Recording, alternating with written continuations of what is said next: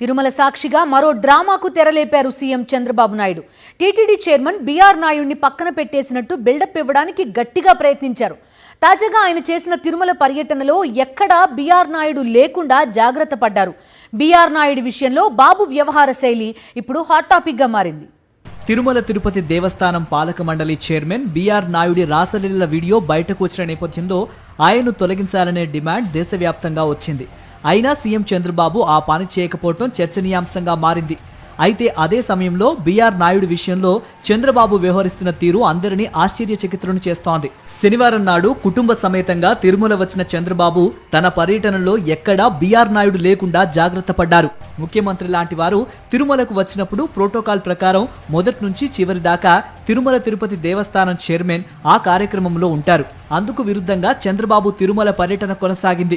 BR నాయుడి రాసలీలల video నేపథ్యంలో ఆయన రాజీనామా చేయాలనే ఒత్తిడి వచ్చినప్పటికీ చంద్రబాబు చెబితే చేస్తానని బీఆర్ నాయుడు అనటం, బీఆర్ నాయుడి రాజీనామాను చంద్రబాబు కోరకపోవటం ఏపీ రాజకీయాల్లో పెను ప్రకంపనలు సృష్టిస్తోంది.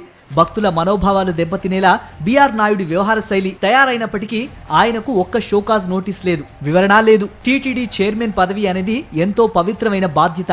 ప్రపంచ ప్రసిద్ధ శ్రీ వెంకటేశ్వర స్వామి ఆలయ నిర్వహణ బాధ్యతల్ని ఎంతో జాగ్రత్తగా చూడాల్సిన చైర్మన్ ఆ పనిని పక్కన పెట్టేశారు.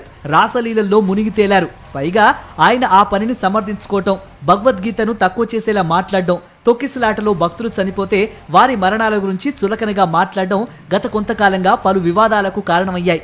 అలాంటి వ్యక్తిని ఆ పదవి నుంచి ముఖ్యమంత్రి చంద్రబాబు తొలగించకపోవటం పట్ల ప్రపంచవ్యాప్తంగా శ్రీవారి భక్తులు మండిపడుతున్నారు. ఈ పరిస్థితుల్లో తిరుమలకు వచ్చిన చంద్రబాబు తన పర్యటనలో ఎక్కడా బీఆర్ నాయుడిని లేకుండా చూసుకున్నారు.